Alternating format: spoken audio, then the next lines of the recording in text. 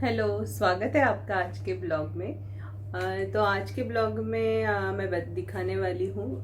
आज एक्चुअली दुर्गाष्टमी है।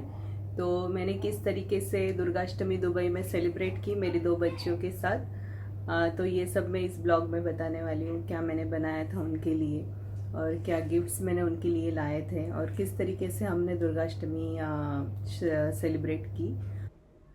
तो सबसे पहले तो साइशा ने सब भगवान जी को सुबह सुबह नहलाया।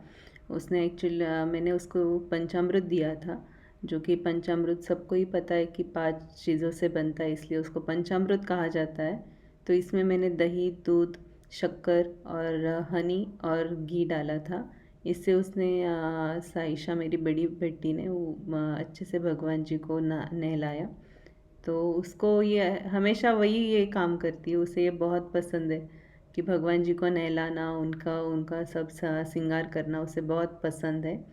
तो आप देख सकते हो उसने बहुत ही अच्छी तरीके से भगवान जी को नहलाया है और सच में भगवान जी इतने सुंदर दिख रहे थे उसके उसने नहलाने के बाद। तो बहुत ही मन लगा कि वो ये काम करती है।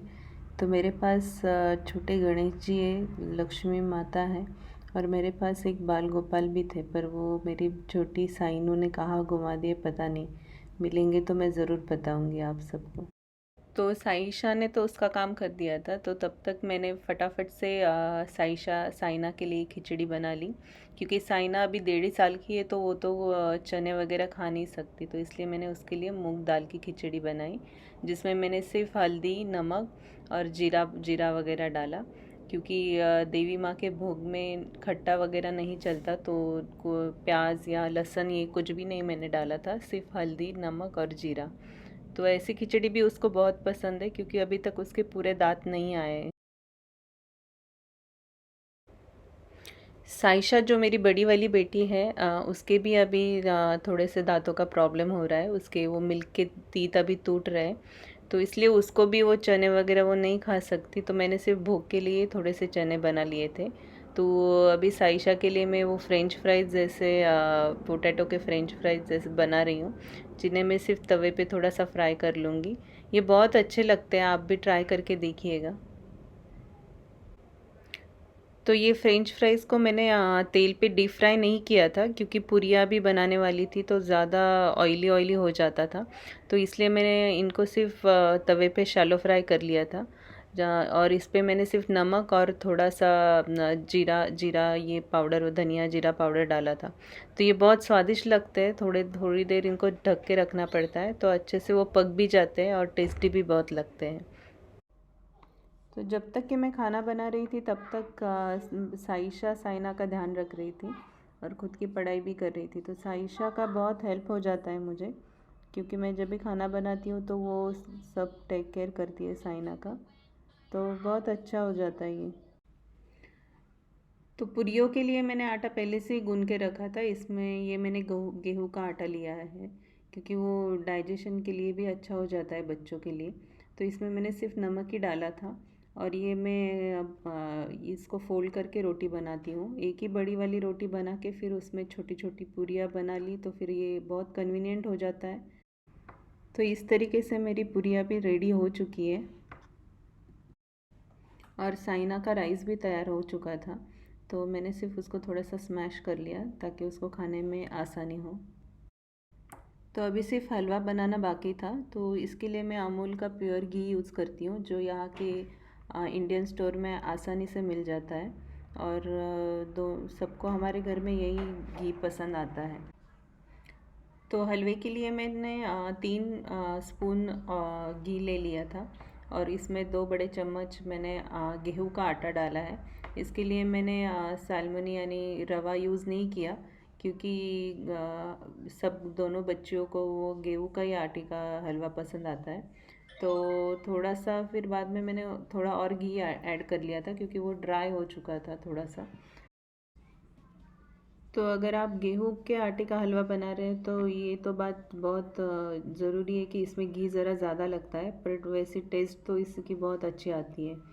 तो इसके लिए थोड़ा घी ज़्यादा ही डालना पड़ेगा आपको, अगर आप बना रहे हो तो इसे मैंने अच्छे से भून लिया है। आप देख सकते हो इसको, ये अच्छे से फूल भी गया है ये हल्का होना चाहिए, तब तक उसे भुनना पड़ता है। उसको भुनने के बाद मैंने उसमें गरम पानी डाला था, दूध नहीं डाला था। गरम पानी डाल के ये बहुत स्वादिष्ट लगता है। दूध डालेंगे तो ये बहुत चिपचिपा हो जाता है।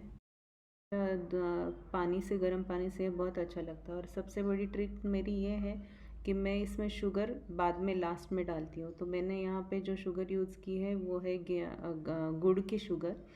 तो ये गुड़ की शुगर बहुत हेल्दी भी रहती है और अच्छी भी रहती है इसमें, और सब गुड़ के सब न्यूट्रिशन इसमें है। आप चाहे तो इसमें अपनी नॉर्मल वाइट शुगर भी डाल सकते हो, पर मुझे लगता है कि ये गुड़ की शुगर का एक अच्छा ऑप्शन है, अभी अवेलेबल हो गया है। तो अगर आप ट्राई करना चाहें तो आप ज़रूर ट्राई करें, अगर आपको मिल रहा है किधर तो ये बहुत ही अच्छा है और बच्चों को भी बहुत पसंद आता है। इसका टेस्ट भी बहुत अच्छा लगता है। तो ट्राई ज़रूर कीजिएगा, और अगर आपने ट्राई किया तो मुझे कमेंट बॉक्स में ज़रूर लिखिएगा कि आपका एक्सपीरियंस कैसे रहा गुड़ की शुगर का। तो बहुत ही स्वादिष्ट हलवा बना है हमारा। अभी मैं इसको थोड़ी देर ढक के रखूँगी ताकि फिर इसको अच्छे से घी निकले इसका, तो टेस्ट भी अच्छे से आ जाए इसकी। इसे खड़ा प्रसाद भी कहा जाता है, जो गुरुद्वारे में मिलता है, और ये मुझे सच में बहुत ज़्यादा पसंद है। और मेरी दोनों बच्चियों को भी ये बहुत ज़्यादा पसंद है, दोनों बहुत चाव से खाती है। तो हलवा बन चुका था, तो अभी सिर्फ पूरियाँ तलनी बाकी थी। तो इसके लिए मैंने फटाफट से कढ़ाई में ऑयल ले लिया। ऑयल गर्म होते ही मैंने उसमें जो पूरियाँ बना के रखी थी उनको फटाफट से तल लिया। दुबई में बहुत तरीके के ऑयल मिलते हैं, तो स्टार्टिंग में मुझे बहुत परेशानी हुई थी क्योंकि कोई ऑयल सूट नहीं हो रहा था हमें। पर बाद में हम लोग एडजस्ट हो गए, और बाद में अभी समझ में आ गया है कि कौन सा ऑयल हमें सूट होता है और कौन सा नहीं। तो देखिए पूरियाँ भी बहुत अच्छे से फूल रही थी और पूरियाँ तैयार भी हो चुकी है। गेहूं के आटे की पूरियाँ सच में बहुत टेस्टी लगती है। तो देखिए साइशा ने कितनी सुंदर तरीके से भगवान जी को सजा के रखा था। तो इसके बाद मैंने इमिजिएटली देवी मैया को हलवा और पूरी का प्रसाद और ब्लैक चने का प्रसाद चढ़ा दिया था। उसके बाद मैंने जो साइशा और साइना के लिए गिफ्ट लाए थे वो मैं आपको दिखाती हूँ। तो साइशा के लिए मैंने ये मंडल आर्ट पेंटिंग का बॉक्स लिया था। ये बहुत ही सुंदर है। वो जब बनाएंगी तो मैं आपको ज़रूर दिखाऊंगी ये क्या है, क्योंकि उसको आर्ट बहुत पसंद है। और 2 नोटबुक भी लिए थे उसके लिए। और साइना के लिए मैंने ये कुछ ड्रेसेस लिए थे, दोनों को भी उनके गिफ्ट बहुत पसंद आए। तो मैंने तब तक पूजा की थाली तैयार करके रखी थी। तो अष्टमी के दिन हमारे यहाँ 9 कन्याओं को घर पे बुलाया जाता है, जिसमें घर की बच्चियाँ भी होती है। पर अभी कोविड की वजह से मैं किसी को बुला नहीं पा रही, तो इसलिए मैंने सिर्फ साइशा और साइनो को ही की पूजा कर ली। तो इस विधि में बच्चियों के पैर धोए जाते हैं, उनकी पैरों की पूजा की जाती है। बाद में उनको चुनरियाँ दी जाती हैं, और फिर उनको उपहार दिया जाता है, और फिर उनको खाना खिलाया जाता है।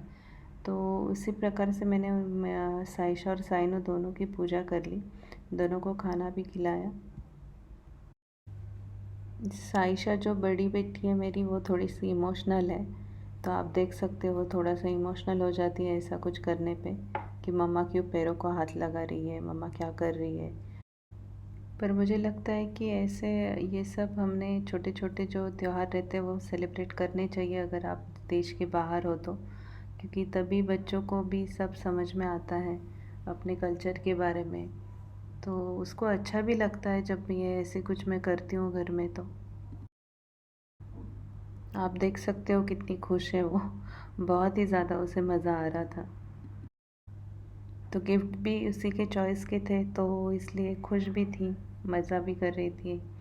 और ये छोटी गुड़िया मेरी, ये तो पहले तैयार ही नहीं थी, फिर मोबाइल पे उसके गाने लगा के उसको रेडी किया कैसे। तो उसको भी थोड़ा सा अजीब लग रहा था कि ये मम्मा क्या कर रही है, पर फिर भी आप देख सकते हो थोड़ी सी क्यूरियस थी, थोड़ी सी मज़ा कर रही थी। उसका पूरा ध्यान उसके पैरों पे था कि उसके पैरों पे मैंने क्या लगाया, तो इसलिए उसका बिल्कुल मन नहीं था कि कुछ लो, मम्मा क्या दे रही है, क्या ले। तो वो मैंने पैरों के उसके निकालने के बाद उसका थोड़ा ध्यान गया कि मम्मा ने कुछ तो लाया है, पर उसमें भी उसका ध्यान वो फूल की तरफ था। तो फूल तो उसने उठा लिया और उसकी दीदी के लिए, उसकी दीदी को दे रही है वो। उसकी दीदी पे उसको बहुत ज़्यादा प्यार है, बहुत ही दोनों एक दूसरे को प्यार करती है। तो बहुत ही मज़ा आया अष्टमी के दिन। तो मैंने फटाफट से सब बच्चों के लिए खाना लगा दिया। थोड़ी सी उनकी प्लेट भी सजा दी फूलों से। फूल जो उसके साइशा साइना के डैडी, यहाँ पे छोटा सा एक शॉप है जहाँ पे बहुत अच्छे फूल मिलते हैं, तो वहाँ से फूल लेके आए। तो बच्चे, दोनों बच्चियों को एक्चुअली आज के दिन ऐसे रहता है कि पहला निवाला हमें कन्याओं को खिलाना पड़ता है। तो साइशा और साइनू दोनों ने भी बहुत अच्छे से खाया और खड़ा प्रसाद। तो साइना ने बहुत ही इन्जॉय किया ये पूरा प्रोसेस, और उसको वो खड़ा प्रसाद भी बहुत पसंद आया। तो उसका जो फेवरेट राइस है वो तो उसने खाया ही नहीं, पर उसको वो प्रसाद ही बहुत पसंद आया। तो आप सभी को अष्टमी की बहुत बहुत शुभकामनाएं। जय माता दी। आशा करती हूँ कि माता रानी हम सब की विशेष कंप्लीट करे, और ये जो हम पे संकट आया है कोविड का, वो जल्दी से वो दूर कर दे। तो होप सो आपको आज का ब्लॉग पसंद आया होगा। तो पसंद आया होगा तो प्लीज़ लाइक कीजिएगा मेरे इस ब्लॉग को, और कमेंट बॉक्स में अगर आप कुछ सजेशन देना चाहते हो तो वो भी दीजिएगा। और सब्सक्राइब करके मेरे चैनल को और मुझे सपोर्ट कीजिएगा। Thank you.